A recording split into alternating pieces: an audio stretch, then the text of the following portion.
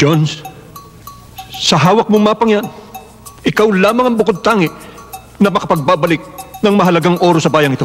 Isang batikan at premyadong aktor ang tampok natin sa bidyong ito. Madalas natin siyang mapanood sa maraming pelikula noong kanyang panahon. Tara, samahan niyo kong balikan ang naging karera niya sa pelikulang Pilipino.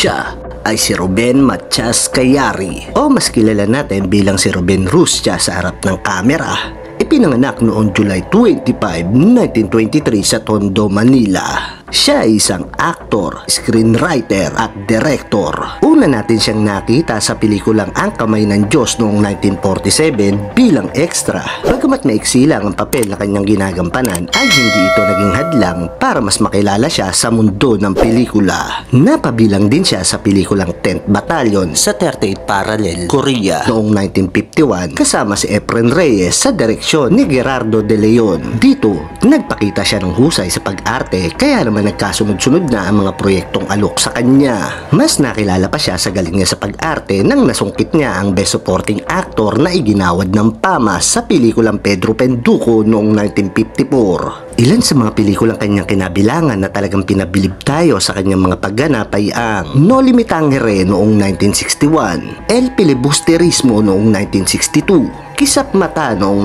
1981, Sister Estela L noong 1984 at marami pang iba. Hindi din malilimutan ang kanyang pagganap bilang dating Pangulong Ferdinand Marcos sa Australian miniseries na A Dangerous Life noong 1988. Dito, pinuri ang kanyang pagganap dahil ang boses at galaw ng dating Pangulo ay kuhang-kuha nito. We are engaged in killing our political opponents. We have bent backwards in helping political opposition grow. Lumabas din siya sa mga pambanyagang palabas gaya ng The Beast of Yellowknife noong 1971.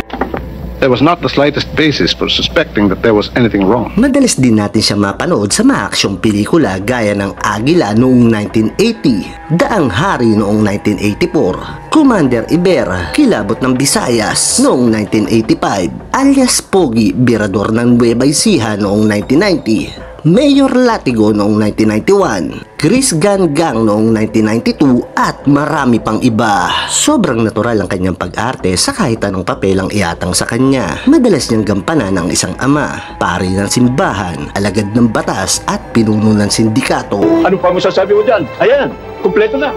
Ha? Talagang wala ka ng katalo-talo. Sana nga talo.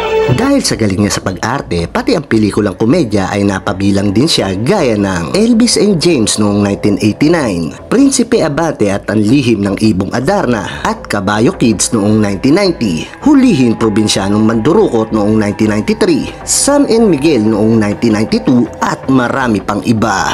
Ang kahuli-hulihan niyang tinabilangan, ang Enteng and Mokong, Kaming Mabababaw ang Kaligayahan na pinagbidahan ni Jano Gibbs at Vic Soto. Lampas sa 300 pelikula at telebisyon ang kanyang naiambag sa kanyang 4 na dekada sa larangan ng pag-arte bago pa ang kanyang pamamaalam sa mundong ibabaw. April 7, 1994, nang sumakabilang buhay na ang magaling na aktor na si Ruben Rustia sa edad na 70 dahil sa komplikasyon sa diabetes. Ang kanyang mga labi ay nakahimlay sa Manila North Cemetery sa Santa Cruz, Manila. Bagamat wala na ang ating bida, ang kanyang mga naiambag na nagbigay ng ningning sa mundo ng pelikula ay hindi na malilimutan pa at patuloy nating binabalik-balikan hanggang sa ngayon. At dito na natin tatapusin ang bidyong ito.